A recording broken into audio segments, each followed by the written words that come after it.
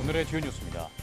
두 차례나 심의가 보류됐던 고리 원전 2호기를 오는 2033년까지 연장 가동하기로 했습니다. 한국수력원자력은 안전을 최우선으로 고리 2호기 적기 재가동을 위해 최선을 다하겠다고 밝혔습니다. 과학기술정보통신부가 기본 연구를 복원하고 연구 기간을 확대한 기초연구사업 시행 계획을 내놨습니다. 내년 2조 7,362억 원 규모의 기초연구 사업을 추진한다는 계획입니다. 아마존 창업자 제프 베이조스의 우주기업인 블루 오리진의 로켓 뉴글렌이 처음으로 미 항공우주국 임무 수행에 나섰습니다. 블루 오리진이 개발한 뉴글렌 로켓은 현지 시간 13일 오후에 플로리다주 케이프 커네버럴 우주군 기지에서 발사됐습니다. 주말 동안 전국이 맑고 일교차가 큰 완연한 늦가을 날씨를 보이겠습니다. 하지만 일요일 밤사이 비가 내린 뒤 다음 주 초에는 영하권 날씨가 다시 찾아올 전망이어서 건강 관리에 유의하셔야겠습니다. 여러분 안녕하십니까? 사이언스투데이 시작합니다. 원자력안전위원회가 두 차례나 심의를 보류했던 고리 원전 2호기의 수명을 연장하기로 했습니다. 오는 2033년까지 가동될 예정인데 설계 수명이 다한 다른 원전들의 가동 여부에도 관심이 쏠리고 있습니다. 임는솔 기자가 보도합니다. 지난 2023년 40년 설계 수명이 종료되면서 원자로 가동이 정지된 고리 2호기. 이후 원자력안전위원회는 계속 운전을 위한 안전성과 향후 이행 계획에 대한 검토에 들어갔습니다. 하지만 당초 지난 9월에 결론이 나야 할 계속 운전 안건은 두 차례나 연기되면서 재가동 여부에 대한 의구심을 키웠습니다. 9월과 10월 회의에서는 3건의 신규 고시 제정, 사고관리 계획서 승인 등 다른 중요한 안건과 같이 심의가 진행되었기 때문에 계속운전 허가에 대한 심의에 투입할 수 있는 시간 자체가 적었습니다. 원안위는 우여곡절 끝에 이번 회의에서 계속 운전을 승인하면서 가동 정지 2년 반 만에 연장 운행이 결정됐습니다.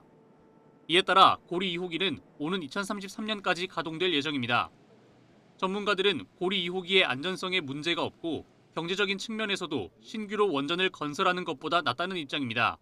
고리 2호기는 동일한 발전소가 외국에서 또 돌아가고 있고요. 계속 운전도 하고 있고 안전성 차원에서 기술적으로 계속 운전을 안 할 이유가 없는 것이고요. 감가상각이 다 끝난 발전소에서 전기를 생산할 수 있다는 것은 국민들에게는 더 싼 값으로 전기를 공급할 수 있는 것이니까 바람직한 일이고요. 하지만 노후 원전은 정밀 점검과 보수를 위한 비용이 증가하고 사고 위험도 더 크다는 반대의 목소리도 여전합니다.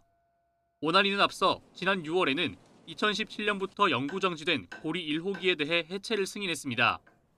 이번 결정은 한수원이 10개 원전에 대해 신청한 계속운전 심사의 첫 사례로 고리 3호기와 4호기 등 다른 원전에 대한 심사 결과도 주목됩니다. YTN 사이언스 임늘솔입니다. 한국수력원자력은 안전을 최우선으로 고리 2호기 적기 재가동을 위해 최선을 다하겠다고 밝혔습니다. 한수원은 원자력안전위원회가 고리 원전 2호기 계속 운전을 승인한 데 대해 안전성이 충분히 확보됐음을 확인한 것으로 그 의미가 크다고 평가했습니다. 또 2030년 이전에 운전 허가가 만료되는 원전 10기를 대상으로 계속 운전을 추진해온 가운데 이번 허가가 향후 국가에너지와 산업정책 측면에서도 상당한 의의가 있다고 덧붙였습니다. 한수원은 현재 진행 중인 설비 개선을 마치고 규제기관의 정기 검사를 통해 안전성을 확인한 뒤 내년 2월에 고리 2호기 재가동을 목표로 하고 있습니다. 정부가 기본 연구를 복원하고 연구 기간을 확대한 기초연구사업 시행 계획을 내놨습니다. 과학기술정보통신부는 내년 2조 7,362억 원 규모의 기초연구사업을 추진한다고 밝혔습니다. 예산은 전년 대비 17.1% 늘었으며 지원 과제 수는 15,851개로 28.2% 증가했고 신규 과제 수도 7,022개로 전년보다 86.2% 확대됐습니다. 정부는 해외 연구자 복귀를 지원하는 신규 트랙을 신설하고 단계 평가 주기를 5년으로 늘려 대부분의 과제에서 단계 평가를 폐지하기로 했습니다. 날씨가 추워지면 혈관이 수축하면서 심근경색이나 협심증 같은 심혈관 질환 위험이 높아지는데요. 앞으로는 간단히 망막혈관을 살펴보는 것만으로 심혈관 질환 위험을 진단할 수 있을 것으로 기대됩니다. 권석하 기자가 보도합니다. 혈관에 지방과 콜레스테롤이 쌓이면 협심증이나 심근경색 같은 심혈관 질환이 발생하게 됩니다. 특히 날씨가 추워지면 혈관이 수축해 발병 위험이 더 크기 때문에 고혈압이나 당뇨 환자들은 각별한 주의가 필요합니다. 심혈관 질환을 진단하기 위해서는 지금까지 조영제를 사용하는 심장 CT나 경동맥 초음파 검사를 받아야 했습니다. 하지만 국내 연구진이 눈의 망막 혈관 검사를 통해 빠르고 간단하게 진단하는 방법을 제시했습니다. 눈 속의 미세한 혈관이 약해진 상태면 심장으로 이어지는 큰 혈관의 기능도 떨어져 있을 가능성이 크기 때문입니다. 여자는 50% 생각하시면 되는데 40 넘은 분이 당뇨나 고혈압, 고지혈증 그런 게 있는데 증상이 없다. 그러면 망막 검사를 한번 해볼 수 있죠. 밀도가 떨어져 있으면 다른 혈관에는 문제가 있을 수 있겠구나라고 판단할 수 있는 근거가 될 수 있죠. 실제로 연구팀이 심혈관 질환 위험 요인을 가진 성인 1286명을 분석한 결과 망막 혈관의 밀도가 낮은 사람일수록 관상동맥이 좁아지는 동맥경화 위험이 최대 3배가량 높았습니다. 망막은 우리 몸에서 혈관을 직접 눈으로 관찰할 수 있는 유일한 기관입니다. 특히 조영제나 주사, 동공 확장 없이도 가능하고 검사 시간도 30초 이내로 혈관 건강을 빠르고 정확하게 파악할 수 있습니다. 표층에는 큰 혈관들이나 아니면은 동맥에서 유래된 그 세동맥들이나 모세혈관들이 굉장히 많이 분포하고 있습니다. 이런 그 동맥들이 많이 분포하고 있는 그런 표층이 더 예민하게 반영하고 있지 않나.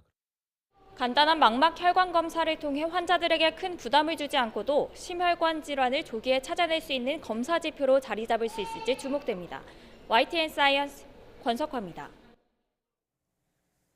가을을 맞아 전국 산들이 붉게 물들고 있지만 예년처럼 짙고 선명한 단풍을 보기 어려운 곳이 많습니다. 올해는 단풍의 시기와 색이 전과 달라졌다는 말이 많이 나오는데 기후 변화의 영향이라는 분석이 나옵니다. 윤지아 기자입니다. 붉고 노란 단풍이 산자락을 물들였습니다. 알록달록한 모습이지만 예년 절정의 선명함과는 조금 다릅니다. 단풍 명소인 단풍 터널 앞입니다. 11월 중순인 이맘때쯤이면 이미 빨갛게 절정을 이뤘어야 하는데 보시는 것처럼 아직 곳곳에 초록빛이 남아 있습니다. 우리나라 대표 단풍 명소인 전북 정읍 내장산. 산림청은 올해 절정을 11월 6일로 예측했지만 당시 단풍은 절반 정도만 물든 상태였습니다. 실제 절정은 11일로 5일가량 늦어졌고 짙은 붉은빛이 유지되는 기간도 예년의 3주에서 열흘 남짓으로 크게 짧아졌습니다. 예년보다 일주일 정도 단풍의 절정 시기가 늦춰졌습니다. 지난주에 오셨던 분들이 많이 실망하고 돌아가셨어요. 지난주까지만 하더라도 단풍이 안 들었었어요. 한 30-40%만 들었었는데 관광객들도 달라진 풍경을 체감합니다. 옛날에는 단풍이 전체적으로 빨갛고 노랗고 아주 진짜 진하고 너무 이뻤었거든요. 근데 왠지 해마다 해가 갈수록 이 색깔이 변하더라고요. 전체가 이렇게 빨갛고 색깔이 이렇게 선명한 것이 아니라 전문가들은 늦더위와 작은 비, 낮은 일교차가 겹치면서 단풍이 물들기 위한 조건을 충족하지 못했다고 설명합니다. 한마디로 기후변화로 가을 시작이 늦어진 데다 짧아진 탓에 단풍이 색을 낼 시간이 부족하다는 겁니다. 최저기온이 5도 이하로 내려가야 단풍이 물들기 시작을 하는데 10월까지도 비가 자주 내리면서 최저기온이 5도 이상으로 굉장히 높았죠. 그러다 보니까 단풍에 물이 들지 않다 보니까 굉장히 단풍 시기가 늦어졌고요. 제주 한라산 등 다른 지역에서도 단풍이 늦어지거나 색이 옅다는 반응이 잇따르고 있습니다. 심각한 기후 변화가 가을 풍광마저 흔들고 있습니다. YTN 윤지아입니다. 아마존 창업자 제프 베이조스의 우주 기업인 블루 오리진의 로켓 뉴글렌이 처음으로 미 항공우주국 임무 수행에 나섰습니다.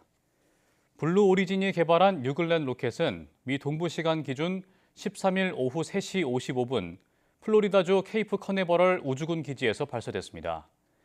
이어 약 9분 뒤에는 재사용을 위한 1단계 로켓 부스터를 해안에서 약 600km 떨어진 해상 플랫폼에서 회수하는 데도 성공했습니다. 로켓 부스터가 플랫폼에 수직으로 착륙하자 이를 지켜보던 회사 직원들이 환호했고 베이조스 창업자도 발사 통제실에서 이 장면을 지켜봤습니다. 세계 최초의 미국인 우주 비행사 존 글렌의 이름을 딴 뉴글렌은 98m 높이의 로켓으로 화성 탐사를 위해 모험이란 뜻을 담은 쌍둥이 무인 우주선 에스커페이드 2대를 탑재했습니다. 미국의 IT 기업 IBM이 4년 내 생용화가 가능한 양자 컴퓨터용 칩을 개발했다고 로이터 통신이 현지 시간 12일 보도했습니다. IBM은 새로운 실험용 양자 컴퓨터 칩 룬을 개발했으며 이 칩이 2029년까지 생용화된 양자 컴퓨터를 만들기 위한 핵심 이정표에 도달했다고 발표했습니다. 양자 역학의 원리를 이용하는 양자 컴퓨터는 강력한 슈퍼컴퓨터도 해결을 하는데 수년이 걸리는 각종 문제를 풀 수 있을 것으로 기대되고 있습니다. 하지만 이런 연산을 수행하는 기본 단위인 큐비트가 미세한 온도 변화나 진동, 빛 등에 극단적으로 민감해 손상되기 쉽고 이에 따라 오류가 많다는 게 단점입니다. 스마트폰 앱 결제 수수료를 과다 징수한다는 비판을 받은 애플이 미니 앱에 대한 수수료를 내리겠다고 밝혔습니다. 애플은 자사가 운영하는 미니 앱 동반자 프로그램에 참여하는 개발자에게는 수수료를 15%만 징수하겠다고 밝혔는데 이는 일반적으로 애플이 부과하는 앱 결제 수수료 30%의 절반 수준입니다. 미니 앱은 애플이 운영하는 앱장터 앱스토어에서 직접 내려받지 않고 다른 앱에서 추가할 수 있는 경량 앱으로 간단한 게임이나 단순 기능을 갖춘 앱이지만 최근 이용이 점차 늘어나고 있습니다.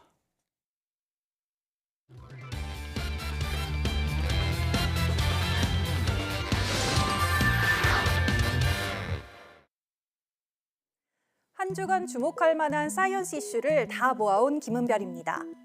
스마트폰에 명령 한마디로 택시를 호출하고 커피를 주문하고 식당을 예약할 수 있다면 얼마나 편리할까요?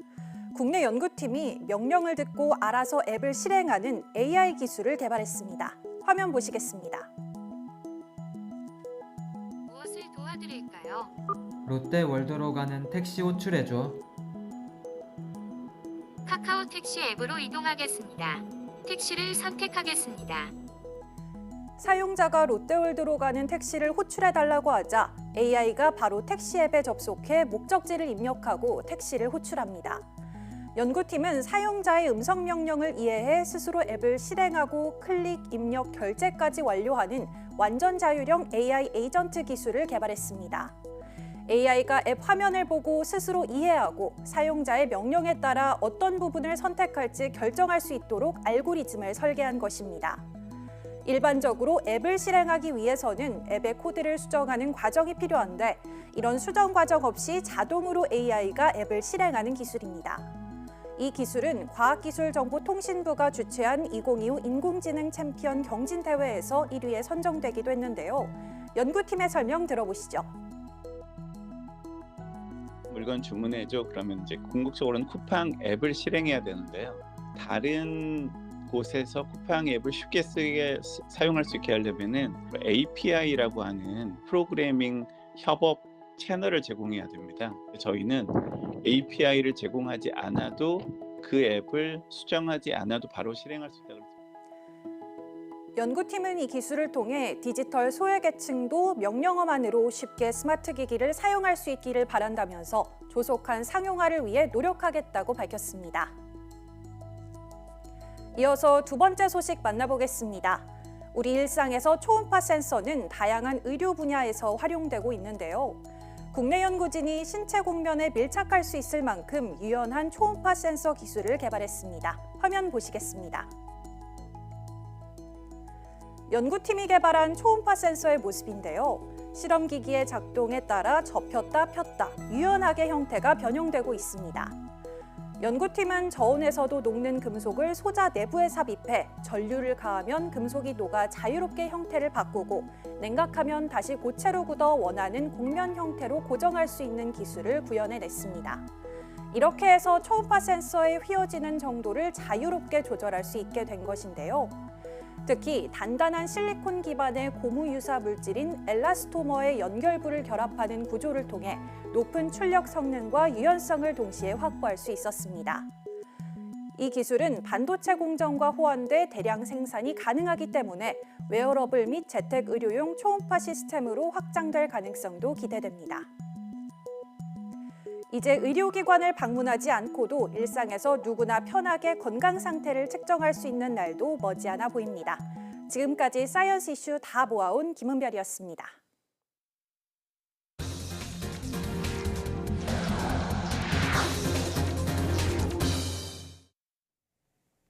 미국 연방정부의 일시 업무 중지, 셧다운 사태가 43일 만에 막을 내리면서 공공서비스가 재개되기 시작했습니다. 다만 항공편 운항은 여전히 차질을 빚고 있고 건강보험 세액공제를 둘러싼 미국 정치권의 갈등은 더욱 악화하고 있습니다. 워싱턴에서 신윤정 특파원이 보도합니다. 미국 워싱턴 DC의 연방정부 사무실, 짐가방과 커피 등을 든 공무원들이 약 한 달 반의 무급 휴직을 끝내고 줄줄이 출근합니다. I'm happy to see all my coworkers again. I brought in some pastries for everybody so we can enjoy our first day back.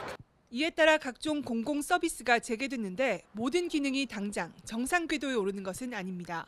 저소득층 4,200만 명의 식품 지원 복구에 백악관은 몇 시간이면 충분하다고 했지만 전체 수급자들에 대한 전액 지급은 며칠이 더 걸릴 전망입니다. Hopefully by the end of this week, most will receive it at the very latest on Monday. The program is funded by the federal government, but it is the 50 states and 50 different infrastructures. 미국 주요 공항에서는 항공편 6% 감축 운항이 유지되며 일부 항공편이 결항됐고 항공업계에선 정상화에 1-2주가 걸릴 걸로 보고 있습니다. 셧다운을 촉발한 정치적 분열의 불씨는 해결의 기미가 보이지 않는 상황입니다. 건강보험, 오바마 케어 보조금 연장을 두고 여야 간 입장차가 여전한 데다 올 연말 보조금 지급이 끝나면 수백만 명의 보험료가 2~3배 넘게 오르기 때문입니다. 내년 중간선거를 1년 앞두고 여야의 공방은 더욱 거세지고 있습니다. American people, you should not forget this. When we come up to midterms and other things, don't forget what they've done to our country. Either Republicans finally decide to extend the Affordable Care Act tax credits this year, or the American people will throw Republicans out of their jobs next year.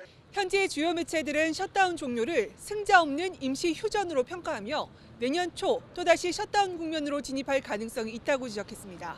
워싱턴에서 YTN 신윤정입니다.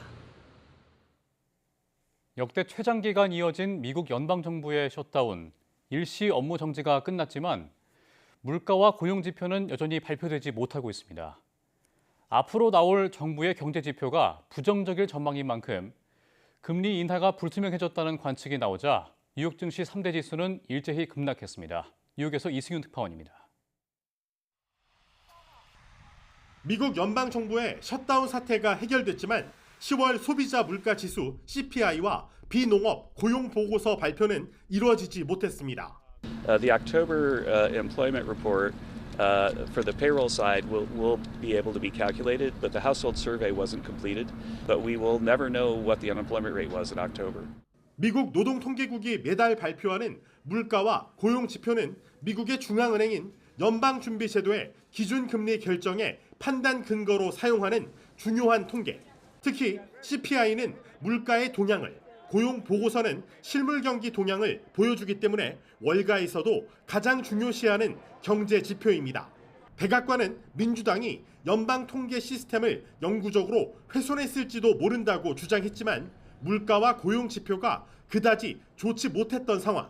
실제로 연간 CPI 상승률은 4월 2.3%에서부터 시작해 9월 3%로 연준의 목표인 2%를 훨씬 넘어 악화일로를 달리고 있었습니다. 앞으로 나올 미국 정부의 경제 지표가 부정적일 것으로 전망되는 만큼 금리 인하가 불투명해졌다는 관측이 나오자 뉴욕 증시 3대 지수는 일제히 급락했습니다. 금리 동결과 인하를 놓고 내분에 휩싸인 가운데 12월 기준금리 결정을 내려야 하는 연준 입장에선 답답할 수밖에 없습니다. 특히 물가 인상과 경기 둔화가 동반되는 스태그플레이션 상황을 앞두고 있어서 그 어느 때보다 고심이 깊어지는 상황. 금리 인하의 향방을 고용과 물가 중 어느 쪽 상황이 더 심각하냐가 결정하는데 공교롭게도 두 경제 지표 모두 발표가 이루어지지 못하면서 트럼프 2기 행정부의 특징인 정책 불확실성의 안개는 더욱 짙어질 전망입니다. 뉴욕에서 YTN 이승윤입니다. 미국이 커피와 바나나 주 수입처인 에콰도르와 과테말라에 대해 일부 품목 상호 관세를 면제하기로 했습니다. 백악관은 두 나라와의 상호 무역협정 프레임워크 공동성명을 각각 발표하고 미국 내에서 충분한 양으로 재배하거나 채굴 생산할 수 없는 에콰도르, 과테말라산 특정 수출품에 대한 상호 관세를 철폐한다고 밝혔습니다. 이에 에콰도르는 미국의 기계류 등에 대한 관세를 낮추거나 철폐하고 과테말라의 경우 미국산 의약품, 의료기기 등에 대한 규제와 승인 절차를 간소화하기로 했습니다. 이번 조치는 트럼프 행정부의 관세 인상에 따른 미국 내 장바구니 물가 상승에 따른 대응으로 풀이됩니다. 도난당했다가 다시 발견된 것으로 유명한 구스타프 클림트의 여인의 초상이 다음 달 서울에 옵니다. 서울 삼성동 마이아트 뮤지엄은 12월 19일부터 내년 3월 22일까지 특별전 클림트와 리치오디의 기적, 이탈리아 리치오디 현대미술관 컬렉션을 연다고 밝혔습니다. 이번 전시는 이탈리아 피아첸차의 리치오디 현대미술관과 공동 기획하는 것으로 여인의 초상을 비롯해 소장품 70여 점을 선보입니다. 클림트의 여인의 초상은 1997년 도난된 뒤 사라졌다가 2019년 미술관 외벽에 숨겨진 공간에서 우연히 발견된 극적인 서사를 갖고 있는 작품입니다. 이 작품이 이탈리아를 제외한 국가에서 공개되는 건 이번이 처음입니다.